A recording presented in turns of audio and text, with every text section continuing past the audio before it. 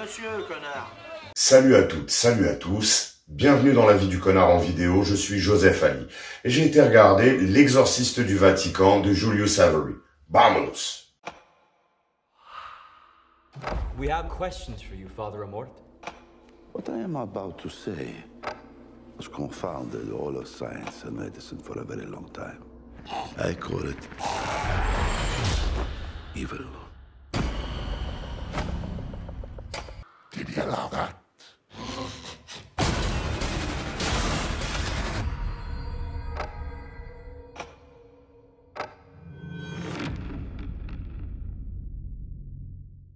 Le père Amort est l'exorciste en chef du Vatican. Il est en conflit avec certains de ses hauts supérieurs qui souhaitent faire disparaître son poste.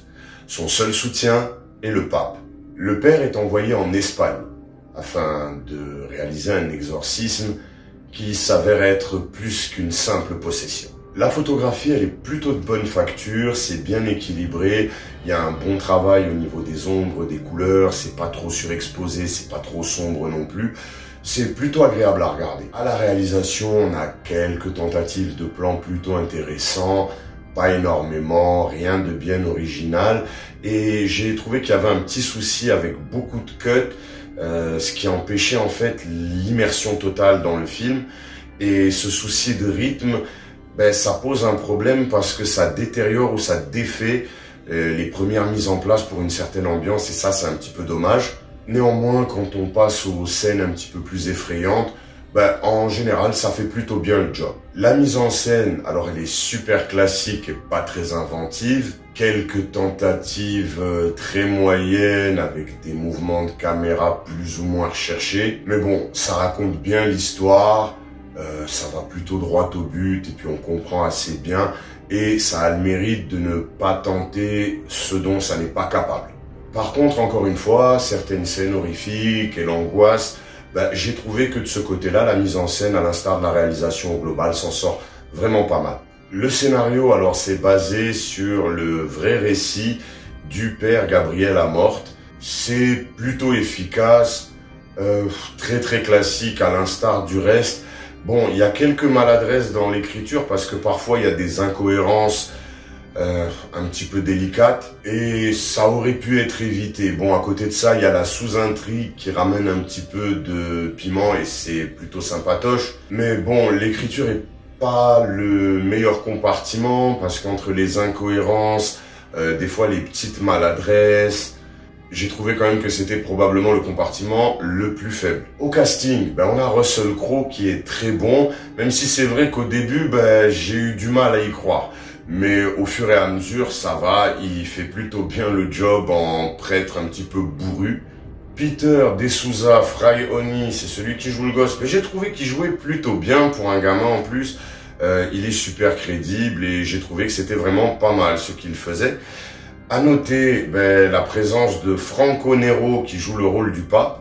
Alors pour les plus jeunes, vous saurez sûrement pas c'est qui, mais c'est une légende. Franco Nero, c'est le premier, le seul, le vrai Django.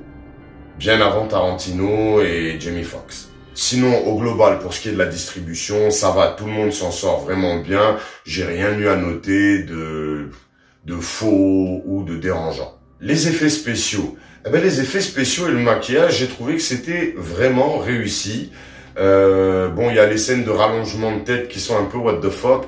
Mais bon, sinon, globalement, ça passe. Mais alors, la fin, c'est pas du fait des VFX. Je pense que c'est le réalisateur qui a tellement voulu une fin what the fuck que c'est un peu too much, c'est un peu abusé. Donc, sur la fin, ça part un petit peu en grand n'importe quoi. Mais au global, force est de constater que les effets spéciaux sont plutôt réussis. La musique, j'ai trouvé que les compositions sont vraiment intéressantes. La musique est bonne, elle est bien choisie, elle est bien utilisée. J'ai bien aimé les compositions. Ça va, ça aussi c'est un département où tout se passe plutôt bien. Donc, c'est pas mal. C'est pas ouf, mais c'est pas mal.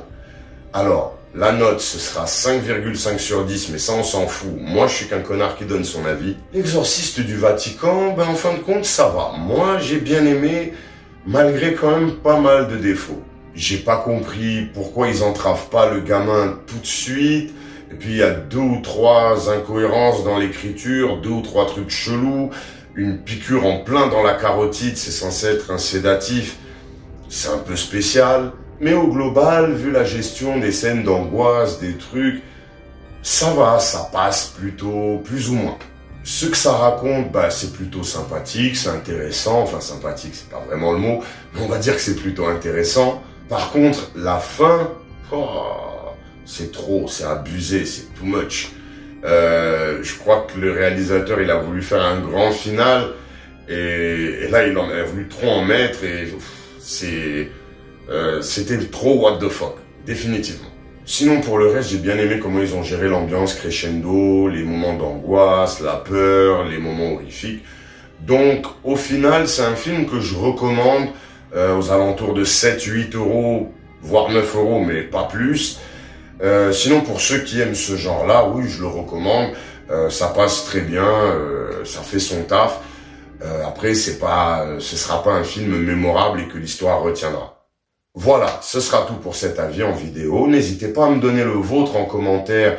Sinon, dites ce que vous voulez en commentaire, c'est toujours très bienvenu. Abonnez-vous pour ne pas manquer les futurs contenus. Mettez des pouces, ça vous permet de m'encourager totalement gratuitement.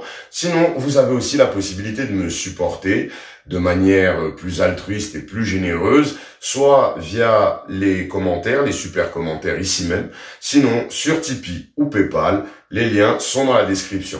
Je vous dis à très très vite. D'ici là, take care. Cheers.